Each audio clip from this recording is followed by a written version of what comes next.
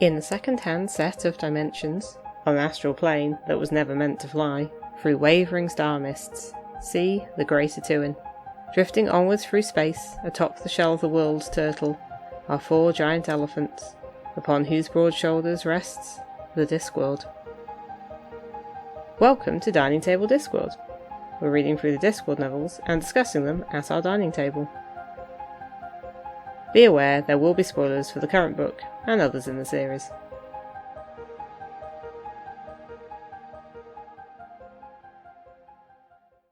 Hello, welcome to Dining Table Discworld. I'm Dave. I'm Kathy. And this is our first Quadrant review. We thought we would look back at the first 10 books in the Discworld series that we've done. We'll have a bit of a review, see what the highs, the lows, the unexpected that we've had in the last 10 books. Because there is 41 books in series, so, I imagine The Shepherd's Crown will be a whole episode of its own. Well, they're all a whole episode of its own. But, it will just be a bigger thing. Well, yes, because that's the only one I've not read. Kathy, do you want to go through the list of the books that we will be covering? Sure. Yes, so obviously these are all Discworld novels by Terry Pratchett. First 10, which start in 1983 and go on to 1991. So we have The Colour of Magic, The Light Fantastic, Equal Rights, Mort, Sorcery, Weird Sisters, Pyramids, Guards, Eric, and Moving Pictures. And obviously we have done episodes on every one of these. So if this is the first episode you're listening to us, hello. I would stop now, go and listen to the previous 10 episodes, and then come back, and I'm sure it would make much more sense. Yeah. Although, much like with the Discworld, do people want to start with the first? Well, we'll get onto that in a moment. Also, technically, our first episode was an intro episode. True. Okay. So 11 episodes? I don't know. Anyway. Yes. So, 4 of them are Rincewind ones. So, nearly half. 2 of them were witches.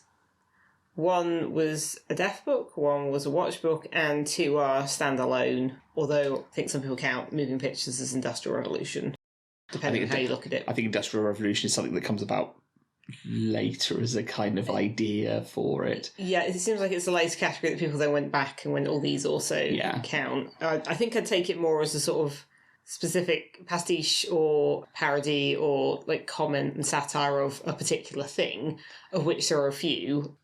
Right, should we start off with a simple question? Okay. Favourite book so far? I hadn't considered this. I think it has to be Weird Sisters. Yeah, it is. The Witch and the Watch books are kind of my 2 favourite sub-series. But Guards isn't my favourite watch book because it's the one I've only read once because I started a bit later. So to me, it sort of always seems like it's, I guess, backwards from where I started. Yeah, I think Weird Sisters, it's the first witch book that the Quarterly is the main part of the witch books and sort of establishes so much, and it establishes kind of the rural bit of Lancre. And yeah, it's also the witch books are the main ones that are very female-focused as a sub-series. I mean, the watch varies a bit because it becomes more of an ensemble, but obviously the first one's, very masculine. Yes. Although it does introduce Lady Sybil, and I think if you're looking at well-rounded female characters, she's kind of probably, after Granny Weatherwax, is a major one, although she's more of a secondary character. I don't think we don't see much through her viewpoint in the series bits, but not as much as I'd like, but there we go. But yeah, you've got Granny Weatherwax and Nanny Ogg, these 2 absolute pillars of witchery in the community, but, these old women who've known each other all their lives and butted up against each other in different ways, and they're very much their own people and sort of very different. And then you've got Magrat, who's, she's young and she's new and she's got her own ideas and she has so much potential, but she's also got a lot of uncertainty because, she's at that point in her life.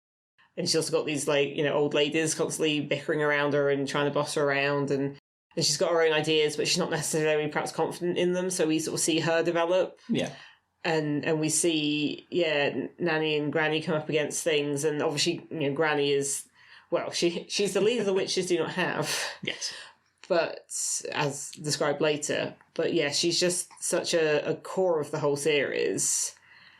And yeah, I think even when I was young, I probably didn't consciously think about the female focus of it, but I think so much of what I was reading that time probably was, more on the masculine side of things. So, yeah, it's just, that's good. And also I think if you're looking for how magic develops and how things are for regular people, there's bits of that in Ankh-Morpork, but it's always very cynical, and there's a bit of that cynicism in the witch books. Well, I mean, there's cynicism in all of it, but Ankh-Morpork as a population, it's quite a different vibe to Lanka, and also, again, the witches as kind of like members of the community and active parts and helpers in the community is something it's different in the watch books, because that's always police procedural, and that's always kind of butting up against the nature of police. Yeah. But yes. So, and how about you? What's your...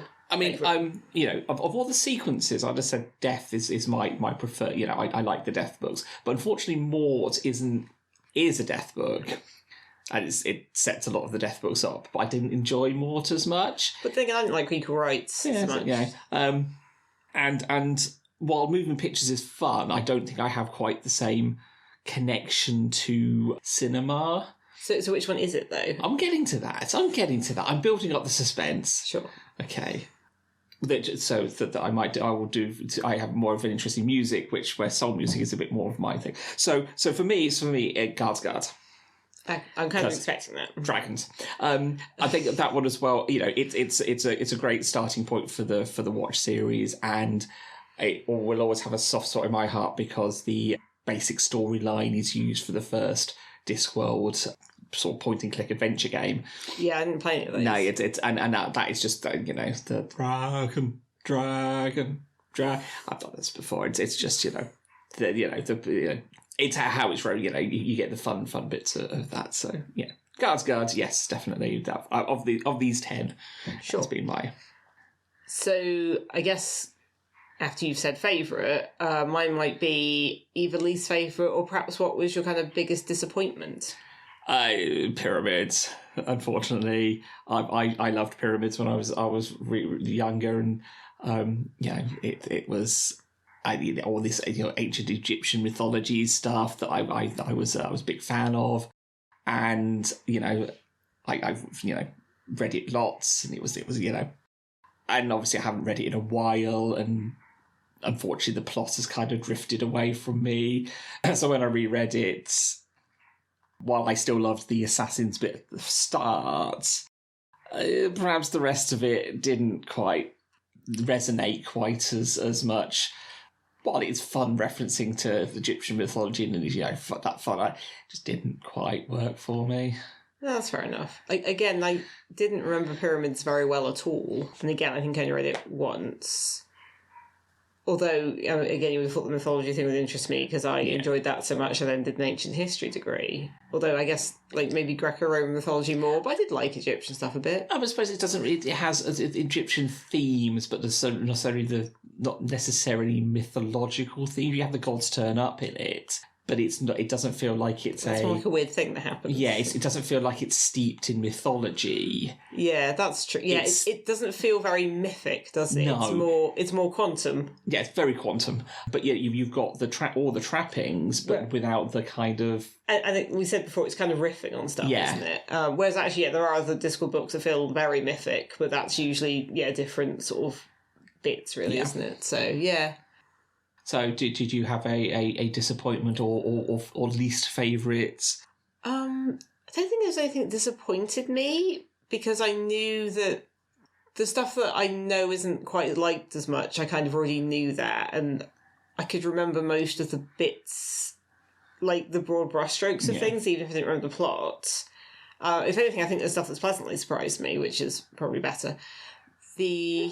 I think the main one, I guess my least favourite one would perhaps be Eric. Yeah, I mean, that would be, if you're going to say, I wouldn't say Pyramids is my least favourite one. It's certainly a disappointment, but I think Eric would have to be my least favourite. And I would... It's so easy to forget, because we've forgotten it before, and we've sort of been discussing these.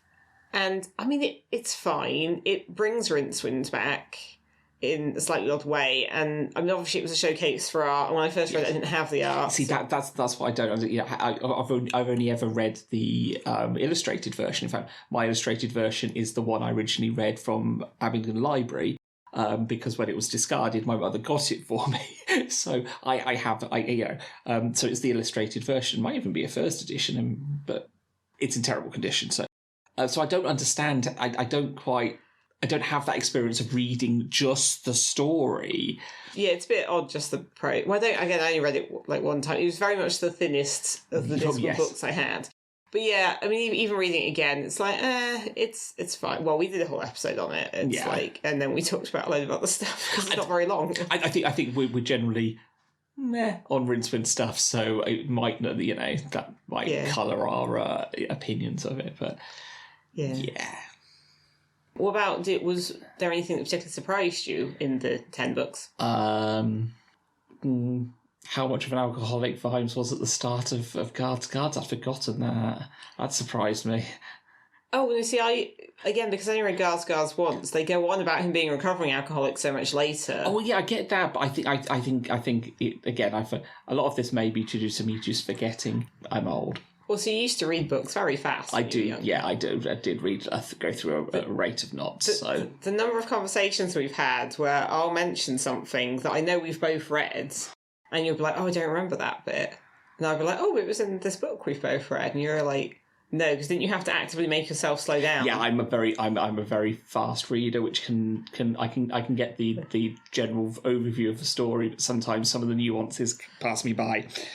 So, I need to work on that, especially for this. But anyway, so a lot of it, any surprises is mostly because I've forgotten it, or didn't possibly, when I was reading it, I didn't realise so much perhaps how much he was an alcoholic, because it's not something I'd really come across as, that people being that quite that. Okay. Again, I feel like that because the later Guard books I know better, and there's quite a lot of references to it. If anything, I was surprised he didn't seem to spend more time drunk. He didn't seem to make a choice to become sober. He just wasn't drinking because things were busy. Yeah. I mean, that's one way to beat alcoholism, I suppose. A dragon ate all his booze, and the bigger dragon tries to destroy the city. Yeah. So what, if anything, surprised you? I think it's some of the jokes, but the large ones I wouldn't have got when I was a teenager. And I think some of those were the sort of dirtier jokes. I suppose so, yes. Or, because the whole narrative voice is obviously such a big thing in the Discworld books. Yeah. It has this kind of slightly bashful attitude to things sometimes, and the way the romance is and people's feelings about each other are quite often a bit subtle or kind of coming at it from an angle a bit. But within some of the sort of jokey bits and the bits in narrative voice, there are some quite dirty references, but obviously flew right over the head of teenage me. That's fair enough. I think there's one in Weird Sisters I mentioned particularly, but there's other bits and pieces and again stuff that's implied, So I wouldn't say I'm massively surprised. I think it's just again, it's like, oh, I didn't remember this before, and it's like, well, I wouldn't have. No. I was a child. But yes, I think that's that. And I don't think there's any one particular thing that was a surprise because again, although I perhaps didn't remember a lot of it in detail, I kind of had the broad brushstrokes for most of it, so I understand the shape of things. Yeah. I think there's a few things that are referenced, like I didn't remember when they're referenced initially. Yeah. It's like Oblong and Eldritch. I knew that was a Discworld thing, but I only noticed, I didn't realise it was from Light Fantastic until we reread it. And of course, these books don't call back to the others quite as much. I think he starts doing that more later. No, you get a few handful of references. It's mostly Moving Pictures, I think, starts doing that. Yeah, so you get the references to, Ridcully and oblique reference to sorcery about why they pull Ridcully. I think it's more just the bits, like somebody saying Oblong or Eldritch, conflating the two words. Yeah. It started in Light Fantastic, but no one said it since. There's a few bits and pieces about Ankh-Morpork stuff that come up in Moving Pictures. The first one that starts referring back to stuff a bit, and obviously later as it all builds up, he does that more and more. I mean, speaking of it building up, where do you think you are with Discworld building? Okay, I think one of the reasons I suggested doing this was because I think actually a lot of the foundational supporting work is now here. From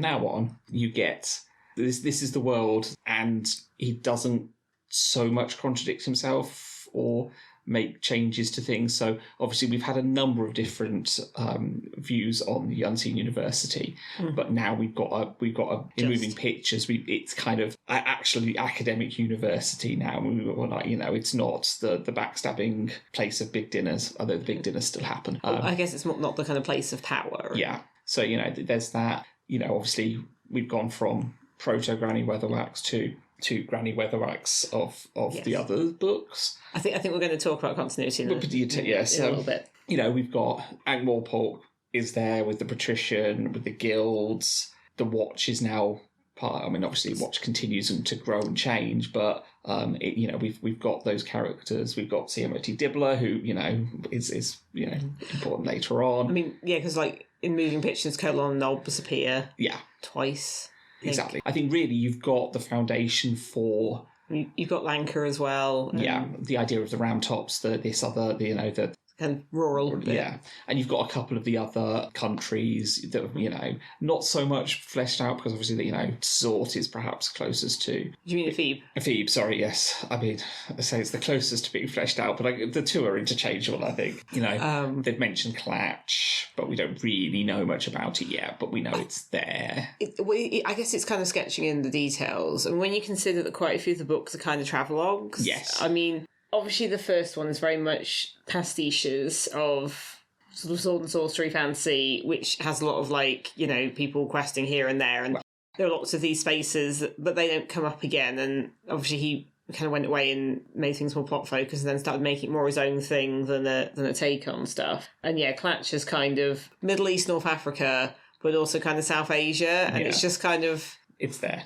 Yeah, it's almost a little uncomfortable. But because it's kind of, there's Arabic stuff in there, but then there's also Arabic North African stuff, and also there's also stuff that's kind of India, South Asia, and you're sort of a bit like these are really different things, but it's just kind of a bit of a hodgepodge. Well, I think it's just all foreign. Yes, but there's certain brands of foreign. Yes, I know. So, but it's kind of like black and brown people foreign bit, isn't it? So which isn't the best. No, but I think he just had a place for that kind of style of things to be in the same way that Lanka is, rural place. I mean, more mountainous than farms, but. They're farms, and then Ankh-Morpork is the city because there's always a fantasy city. I think Clatch will gets a bit gets better later, as he actually defines it. At the moment, is a little bit of a let's just throw everything I need under foreign. But you think about Colour of Magic, Light Fantastic, Equal Rights, and then to a lesser extent Mort Sorcery and kind of a little bit Pyramids are all we're travelling through places, we're going places, and so the first three are very much travelling between places because I think he's still that very kind of questy fantasy sort of mode, even if he's not necessarily in the quest bit. So he features all these places. And also, you've kind of got the ancient history that doesn't get mentioned later, so there's a lot of stuff about all the mage wars, which I think is kind of what sorcery lays to rest, or what gets laid to rest after sorcery. And the idea you've got all these are the places where there's raw and tamed magic from the great magic of the past, and now we have less magic, which again is a very fancy sort of trope. Yeah, very much. I've seen stuff where people mentioned that the idea that maybe there's less magic in Discworld as you go through, which I'm not sure if it's quite true, but certainly there used to be a lot more, but that was a massive pain.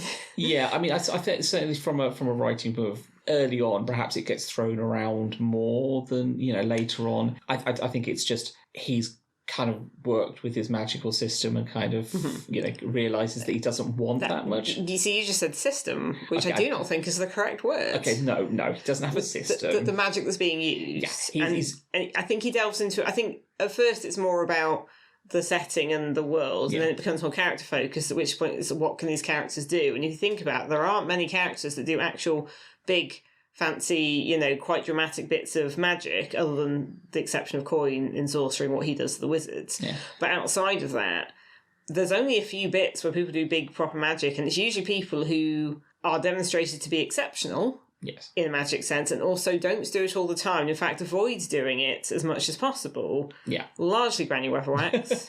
Very much so. Probably some of the wizards. I think the wizards... I think it's a bit academic. Yeah, I think it's all theoretical. Yeah, I suppose if you look at a lot of the stuff you see later on, outside these ones, but it is using magic to create technology, or mimic technology. Yeah, and that's even in the first book a little bit, when Rincewind, who's no good at magic, dreams of something different, which to him would be a fantasy. Like, he sees the camera and he's like, maybe they're doing something with light and capturing images and stuff. It's like, no, there's a tiny imp inside who's painting it. Yes.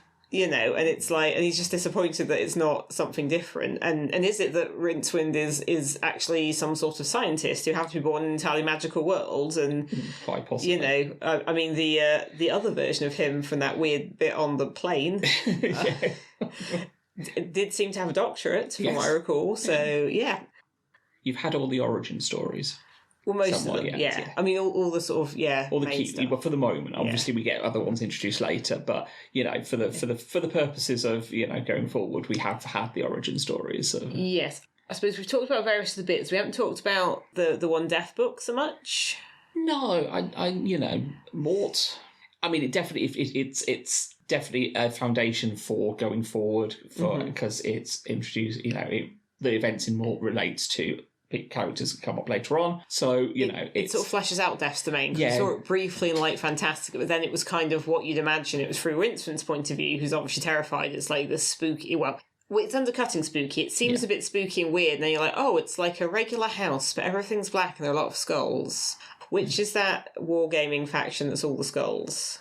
What you mean in Warhammer? Yeah. Well, the Space Marines. I mean, there's lots of skulls. I don't know all the names of them. There's lots of skulls. It's grimdark. There's lots of skulls everywhere. But it's just a bit like that threw up on a house. Yes. I mean, it's skulls everywhere. Yeah, that's what I'm saying. It's like, no, I'm not disagreeing with you. It's like the architecture's, kind of like modern, fairly rich, comfortable house, but then the decor is all like skulls, bones, and very dark velvet. Yeah. I think Mort also finally kind of finishes the job of, I'm going to say, humanising Death. Obviously in... personifying him. Anthropomorphizing him? Yeah, there we go. There was a word for it, it was right there. Yeah, it was. I apologise for missing that one. But I mean, obviously in A Colour of Magic, it is quite a vindictive Death there, Although isn't it then scrofula later or something? That's just a weird bit at the end. Well, I think that's a weird bit at the end. And I think you could look back and say, well, actually, you could go, Death was just... I think that's what some people said. This iteration was just scrofula pretending. I don't know why you would bother doing that. But eventually we move towards, and in Mort we get the anthropomorphic personification of Death, who is... As a character. Yeah, is actually...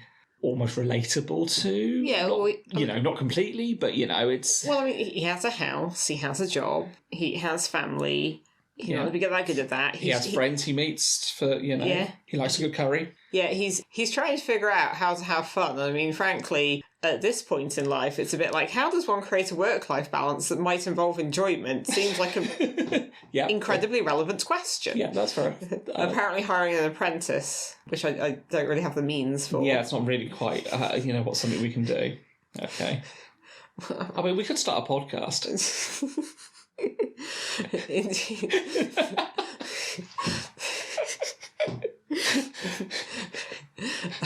Like weird updated more where it's all more digital. Yeah, exactly. So, but I think it's obviously some of the actual events in Mort itself don't really matter much beyond. I'm trying not to spoil the future books, but other than within the sub-series. But it kind of it's there and it does happen, but you could almost not read Mort and be fine later on. But it doesn't lift out as much as Pyramids, which I think we decided was the most lifty out one. Yes, very much. I mean, that's it. Like it's the standalones, I think. Or well, there might be a couple later that are a bit like that too, but certainly of this lot, Pyramids. I think Pyramids. If he never comes, he never returns to the idea. No, I mean the only thing in Pyramids that you've got is the kind of the view of the Assassin's Guild, and it gives you a kind of an insight into the Assassin's Guild and gives you a bit of a flavour for them. But that's about it. Really, I mean, it's a shame, but it's. I think the other thing is that there's quite a lot of things early on in this which, we've sort of said some stuff like the proto versions of things, but I think there's some stuff where like Pratchett wrote a story and then later decided he wanted to do a different thing, like another idea spoke to him more. So I think, and some of the stuff people say it's kind of like in hindsight trying to make it make sense, but the fact is, he wrote one book that was very pastiche-y. Yeah. Then he spent 3 years trying to do a follow-up to that was a bit more plot-focused, a bit more its own thing. And he obviously had a load of other ideas, and some of them he did, but then decided to do something different. So if you look at like the way the wizards are in Equal Rights, he doesn't really return to that particular mode, so that's why that feels a bit more like it could lift out, and perhaps isn't as good a starting point as Weird Sisters. But then I think it's because by the time he came back around to the idea, he was doing something different. He obviously wanted to like put a bit of what seemed to be like it would be an end cap on Rincewind, but then turned out not to be. Yeah, shame on that. Well, we'll see. And this is what you don't get as much now, because a lot of time, people, like writers, are expected to, like, they do their debut and it's supposed to be like a 3-book trilogy, and you do a series. And actually Pratchett was writing at a time when you could build up, you had mid-lists, obviously he was a bestseller, and took off.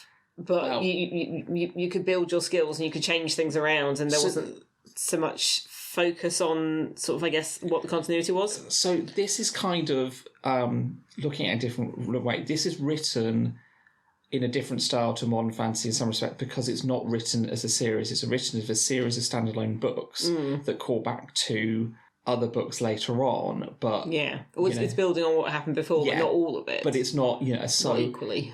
Perhaps it's got more in common with sort of modern crime series or thriller series. I suppose some historical stuff. Like you think about how much Bernard Cornwell kept going around. Is Bernard Cornwell sharp? Isn't Yes. It? Yes. Trying to remember. Yeah, like he kept going back to it. It's not actually in. No, he kept filling in the gaps. Yeah. And also looking at science fiction, being written in some sort of time, the Vorkosigan books by Lois McMaster Bujold, she actually has a reading order suggestion in the back of the books, because reading it chronologically within the story is entirely different to reading it in publication order. But we're looking at books that are effectively standalone when they come out. That later on become more continuity heavy. Yeah, but for a lot of the time it is you don't have the 3-book or the series. When thinking about a lot of what's coming out at the moment, as great as it is, you tend to find it is pigeonholed into having series. That's what has been decided the genre is. Yeah. But does Pratchett escape that because he was writing comic fantasy rather than more serious or fantasy? I'm wondering whether at the time, it's difficult for me to look back at, because I wasn't necessarily as embedded in books. I mean, I was That's quite when embedded. You were a kid. Yes, but I was still quite embedded in books, but not from a professional point of view, more from enjoying reading them. And perhaps it was more something you could get away with, as, the idea that they would just sign you just take the books as they come, and then later on you get a deal, but then it doesn't have to be that big. Yeah, I think there's also stuff in romance, although it's not a genre I'm particularly well read in. I think there's some stuff in romance where people will have like a cast of characters and it I suppose there's obviously Bridgerton's famous one focus on one family, so that is kind of obviously got a continuity to it. But I think there's other stuff, I can't remember any of the examples now, where you'll have like a group of people and the people from the first, you'll have the couple from the first book, and then you'll have side characters from the first book being later books. But then sometimes I think there's some stuff where you've got like a whole town that's been kind of created and it's sort of set in that location. But again, because romance has a very sort of specific structure to it, the structure remains, obviously a lot of it's set in realistic, it's realist fiction, but as much as fiction is. I just think it doesn't happen as much these days, perhaps. I'm just thinking, actually, urban fantasy, the kind of romance there, it might be more of a similar, where you are just releasing one book that's standalone within itself, but builds then the greater story. I think there's probably a fair bit of this. I think there is. It doesn't get touted as much. It's in slightly different sort of genre or subgenre. Also, I suppose there's the fact that Pratchett was so popular that after all, it's just like he could keep doing it. Yes. Because a lot of authors will, they'll have this is their YA pen name, and this is the name they use for adult, and this is the name for this. But obviously, Pratchett wrote Discworld, but he did write other stuff, and he did like collaborations, and he's got, he's got his, the kids' books and the other stuff he's done with various people. So I think, he got to a point where he could do that. Yes. Did we want to just talk a little bit about sort of female characters? We can do, certainly. As that tends to be a thing, Pratchett is, Pratchett's seen as a good one for that, for, like a male author. Yeah. Because obviously you've got the witch books, which, as we've already said, it's very feminine and female-focused. to the point where, I mean, there are recurring male characters, but they're definitely secondary. Nanny Ogg's son Sean, I believe, possibly one of the more major recurring ones. Yeah, well, I mean, I'd say he's tertiary, but like... Yeah, no, like, but yes, yeah. like Varens, you know. Yes, true. Yeah, it would be the main no one one. important. It's just a king. It's not like being a witch or something. Exactly.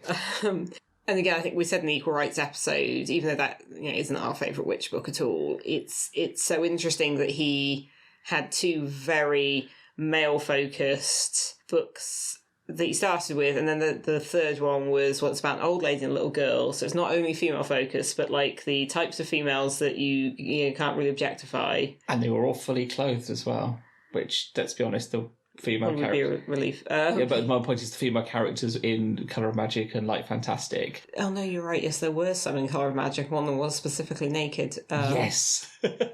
Somehow blocked that out. It's fair enough. I was going to say, in fairness though, in Light Fantastic, they were sensibly dressed. It's just that didn't get along to the cover artist, despite there being a joke in the book about the author turning to the cover artist, as though they're sitting in the same studio working on this, which isn't, as I understand it, how that worked. But yes, there's a bit where he points out that it's Helena, isn't it? Yeah. That he kind of does a pastiche of fantasy art and says, and then the author turns to the cover artist and the stuff about leather and things. And he says, but actually she was dressed quite sensibly because you have to be. And I'm like, I don't think that Kirby read this bit of the book.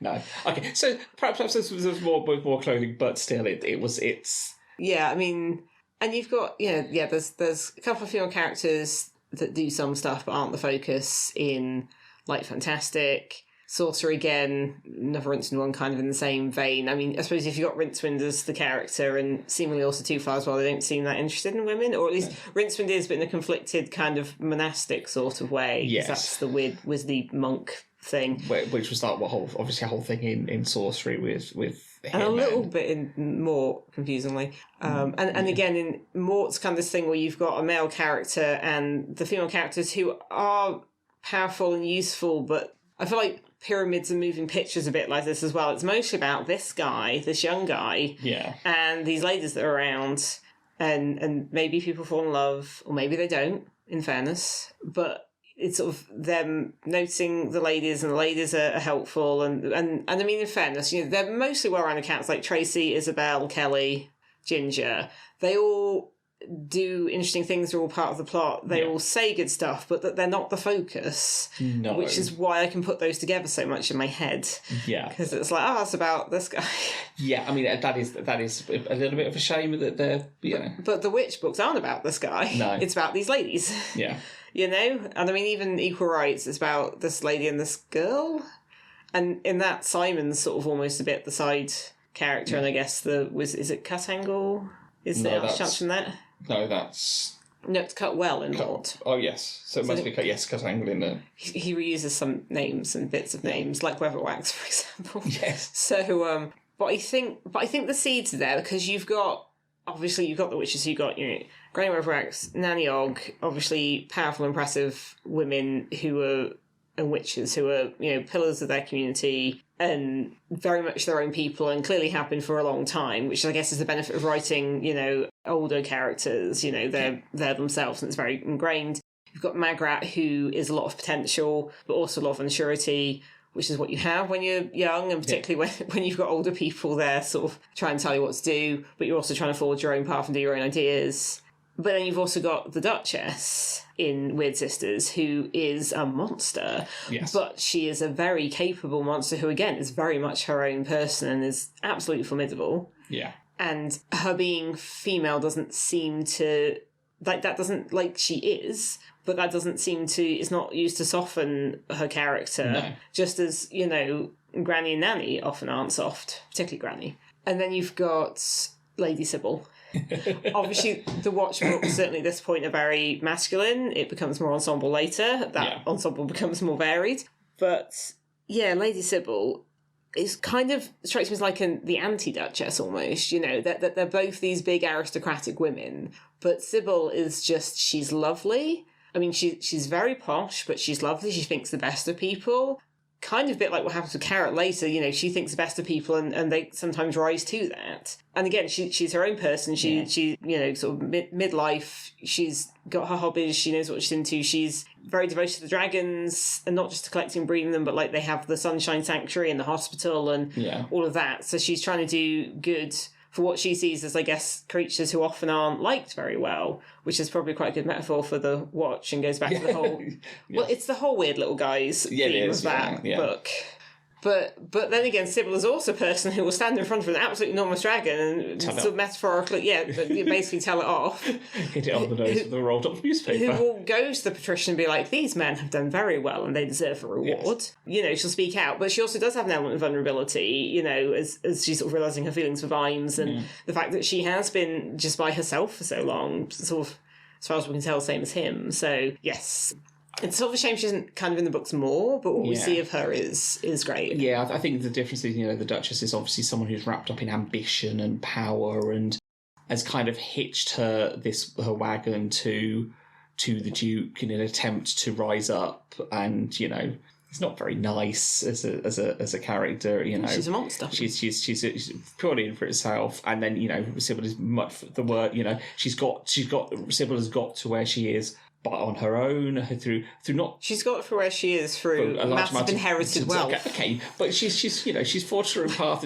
She's you know, she's done it. She's done what she's wanted to do on her own. She's just happened to have the bucket load of money to help do it. I don't think it's just happened to you, Dave. This is like those people who are like, oh, we owned a house, so we're in our like £1 million house in our 20s, and it's like, I'm sorry, what are your parents' jobs though? But well, no, the thing with Sybil is, it's inherited wealth, absolutely, and she's on her own now, but she has this whole family thing. I think it's more that she's that example of, well, if you're, which isn't said in these books, but I think comes up in one of the later ones, it's like, oh, if you're that rich, you're not weird, you're just eccentric.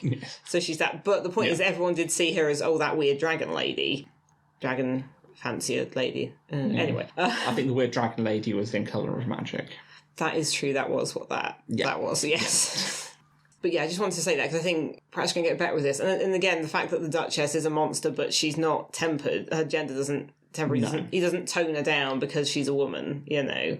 And in fact, when Granny goes up against her and thinks she's defeated her and finds out she's more monstrous than she even considered. Yes. But there's no men in that. It's so... Even the Duke is kind of not really a player in he's there, but he's not...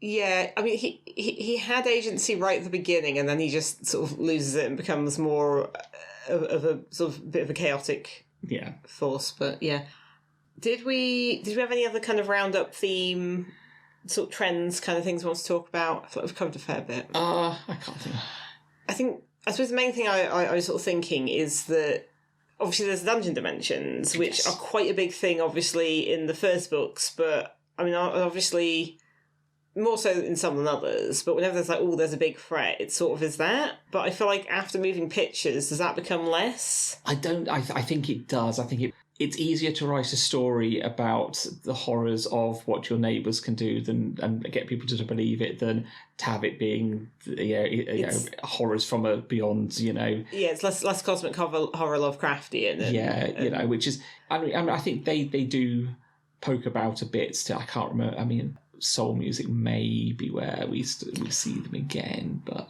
I thought that was a different thing. Yeah, I honestly can't. This is the thing. I think he kind of shelves it. I think he mentions them a few times, as in, you know, oh, you've got to be careful, you know, horrors for Dungeons Dimensions, or, you know, but it's not. They're not the villains of the piece at any point, like they have been in the it's all the thing that puts the brakes on magic a bit. But if the focus is less magic, then there's less for that.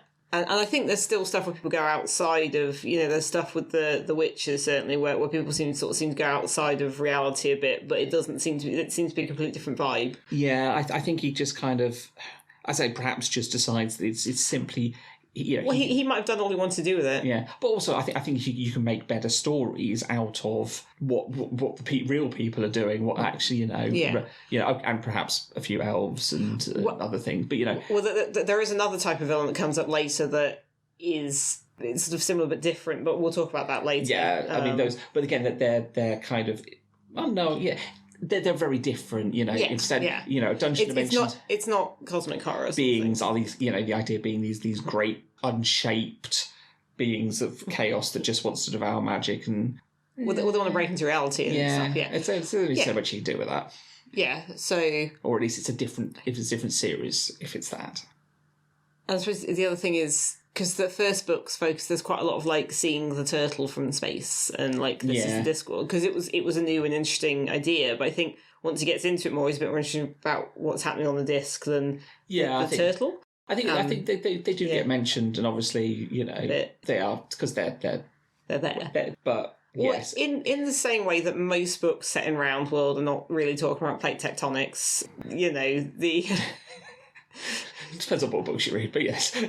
Well, okay, I mean, obviously there's N.K. Jemisin's, you know, fifth season and the rest of that series, but that's also a fantasy thing, and that's, you know, very specifically the theme of that. But most books, you know, are not talking about what's under everyone's feet, thousands of miles down. Whereas I think he had this interesting concept, and it started a lot of stuff, and then he goes into the detail more, and he's not looking at the big picture. So yeah, you sort of have less books starting with sort of space and Great Two in flying through or swimming, and then a few of the books start with a death. Yes, somebody dying, which again, when you've established death as a character, kind of makes it because it's him and he started. But I mean, obviously you've got that with moving pictures, equal rights a bit, although the guy's not dead immediately, but he's going to his death. Yeah. And again, I think that continues. But again, you've got sorcery. Oh, it's of course sorcery. Yeah, you quite have somebody dies and gives death for reasons to show up, and so even if he's not in the book very much, it can almost be bookended by him, or he can be around for at least part of it. It's quite often a sort of foreshadowy bit. So I mean, obviously I know these don't have chapters really, but it can be a bit of a prologue. Yeah. Guess the main other thing we're going to talk about was maybe continuity, because it's obviously this first bit. Continuity, there's a... Which, in fairness, Pratchett famously said he didn't start thinking about too much later on, Which is fair enough. Well, as we discussed, he was doing different things. I think the question is, do we think that these are in order within the world, and what is the time difference between them? So, things I've heard, and some of this comes from listening to Pratchett, who obviously... have already done loads of Discworld books, and they're doing all of Pratchett, and also stuff I've sort of seen online a bit as well. Because there's theories, for example, that Pyramids is actually set a very long time before everything else, maybe even a century or so. Because, as we said, it's so standalone. It just needs to have the Assassin's Guild existing. There's one person who's mentioned as an Assassin's Guild teacher who then has the same name as the character that's later in an Assassin's Guild book, but that could just be a name of a family within the Assassin's Guild. So that's one I've heard. Another one I heard quite recently is that Colour of Magic and Light Fantastic are actually quite a long time before some of the other books. Like maybe, a couple of decades, which may explain... I mean, obviously Ankh-Morpork's gone through various things in its history. It may explain it burning down and it being rebuilt and the patrician being different. Although apparently Pratchett himself might have said it's the same guy, but he lost weight because of the stress of the job. And then everyone's a bit like, no, we don't like that. We've come up with our own headcanon. Yeah, sorry, Sir Terry. That one's not going to fly. I think there's also more, again, is a bit of an odd one. I mean, that one does tie in a bit more because of stuff that happens later. But again, you've got something there that sort of seems like it might be... Well, there's a part at the patrician's palace and he has a swamp dragon pet, which could have been a present from Sybil because she does know veterinary. But... I think that there is chunks that you kind of can link together, and obviously there are projects online that do this a lot, that you can go, okay, obviously the first two books have to happen within Rincewind's lifetime. The first two books are obviously following on from one another, but the point is they have to happen early-ish, but you don't really get an age of... He's been a student for a long time. Well, see, when he has the weird vision on the plane when they change existence, and he's that like Swedish doctor on the plane, I think it says he's 33 or 35. I mean, that's still quite a long time to be a student. Well, I think, but no, the point is that he's not a student at that point. He'd left without really passing. But still, he's not. And he'd had some time not doing magic but doing languages. He's not David Jason. Well, no, he's not David Jason. I think, but you think about it, wizards have beards, and they're kind of seen as, look at Cutwell, he was like 20 something. Oh, yes, well, this is So he could be, and I know that some people had said when David Jason was cast in the Colour of Magic Light Fantastic kind of like mini-series. Some people said, well, no, we sort of imagined Rincewind as young and a bit scraggly, but could the distance between the first two books and then the jump to Sorcery, that could be quite a long time, because Rincewind's the main connector. Oh, yeah. And so it could be quite a long time, and that gives time for Ankh-Morpork to be rebuilt after the fire, and... Yeah, it could be 15-ish years, I mean, some people seem to reckon it could be 20 or 30. Potentially. I mean, it's... I think what Rincewind does in the first two books is quite energetic and stuff, yes. although he is quite energetic later, but, maybe... Is he young? Is he spry? Is he just good at running? He could just be good at running. So. But yes, they could... I mean, the only real linkage really there is the mention of the broken drum, which later is the mended drum, but that just means it got fixed after a fire. That's just, that's... Because I think with the wizard books, Rincewind's the main... Well, I mean, quite a few of the books feature wizards, even if they aren't wizard-focused. Yeah. And I think Rincewind's the main connector, because, of course, for the early stuff, until we get to moving pictures, the faculty is a constant, change and whirlwind. Every book is a new faculty. Which, so that doesn't... Because quite a lot of the books have even sections at the Unseen University, even if that's not where they start. Yeah. And some of the books, most of the books feature Ankh-Morpork, but not all of them. Well, actually, only one of them doesn't at all, and that was Eric, we decided, wasn't it? Some of the books that feature Ankh-Morpork, it's actually the Unseen University that they feature. Like, it's more about the university than it is the city. Yeah. But yes, there's quite a bit of change. So, and as we sort of discussed this a little bit, do you want to propose your continuity Weatherwax theory? If you want to go down this road, you could turn around and say, well, the Granny Weatherwax in Equal Rights is not the same Granny Weatherwax that is in Weird Sisters, which would allows you to work around the personality differences. Weatherwax, we know, is that there's at least one other Weatherwax in the world, which is the Arch Chancellor. There is a historical Arch Chancellor Weatherwax, who I think is mentioned as being not a relation. Yes, but doesn't necessarily, So, two branches of the family. There is that. There's no reason why, obviously magic runs in Weatherwax family, although not the wizard side, obviously. Just So it could be that it could be either a relative of Equal Rights Granny Weatherwax. Either she takes on an apprentice, or later on, another witch, Granny Weatherwax, comes along. I mean, I feel like for this theory to work, it needs to be, Equal Rights needs to be quite far back. Because the way the Unseen University is in that, it does have that more academic thing, but the whole point is they're looking at how exclusionary it is. You've got the whole thing, we are wizards and women don't come in here. And it's like, well, they do, but they go in the staff entrance and you guys don't see them because you're like elitists and misogynists. Yeah, you're right, because Granny, we sort of described her as proto-Granny in our episode. Yeah, she's got certain character traits that, you would be difficult to prescribe to Weird Sisters version of Granny and later. Yes, and she does a lot more hustling and seems a bit more worldly. Not quite worldly. Not worldly, but I think it's just the hustling was the main thing that caught me. Although she also does the borrowing thing and people think she's dead. And I feel like having a sign that says I ain't dead is something that relates back to what happened in...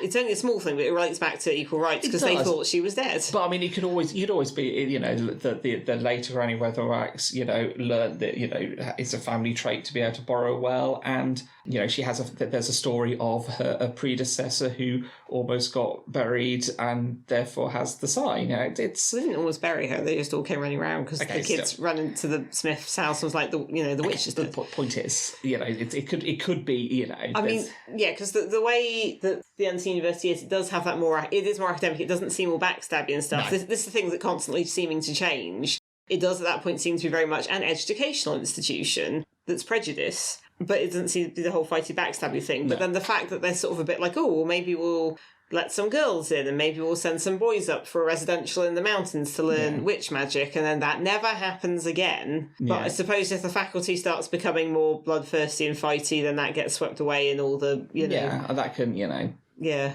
A change in management, probably several. Yes. But, that something happens and, your only thing is obviously Esk's, spoiler alert, appearance later on in the series. But her timeline's a bit confusing anyway. It's unclear how old she is at that point, because she starts out as a little girl, so that could be some decades at least. And easily. And it seems a bit like she was left on a sort of new kind of magic. Everything's mysterious, so time may be less of a I think you could definitely, and given the how she appears. I think you definitely argue that it's a timey-wimey kind of thing. So I think there's something to, it is clutching that it is something that you kind of... It's a theory I've not heard before. Like I say, that there's the theory that pyramids could be even hundreds of years earlier. There's the theory that Colour of Magic Light Fantastic could be decades earlier. I feel like you're coming up with a new equal rights thing. Yeah. It does feel a bit like after equal rights is when things start coming more into their own and sort of transitioning to what we're expecting. Because we're saying, a lot of stuff is built up, the foundations are there, but I think the first sort of 3 or 4 books feel quite different, and it's sort of starting to settle into, the expected mode of it, which obviously, at the time, Pratchett wasn't to know, and he was just trying different things, so, yeah. No, I think we can throw theories around. I think it can be definitely said that he had no idea what he was doing at this point to what was going to happen in the future. Oh yeah, absolutely. He wasn't planning later books and seeding stuff. I think if anything, he'd sit down and write a later book and go, "Oh, I like that idea. I'm gonna riff off that further." Which we'll see. He was good at building on things, and there's stuff like all the inspiration particles, which again I'd forgotten. They're mentioned in a footnote in Mort, and then in Weird Sisters they're actually shown as No, that's not right. Sorcery. Yes, they're mentioned as a footnote, and then it becomes a one-off plot point in Sorcery, and then in Weird Sisters it becomes more of a thing. Yeah. But then I don't think he mentions it much again because he's done that bit. Yeah. But yeah, there's a lot of stuff where he builds and stuff, and again, I think if the first sort of book 3-4 is where he's sort of settling into things, I think from Moving Pictures, which I guess is book 10 onwards, he starts actually referring back more because he's got then enough stuff built up that it sort of rewards having read the previous ones when you hit that point. Yeah.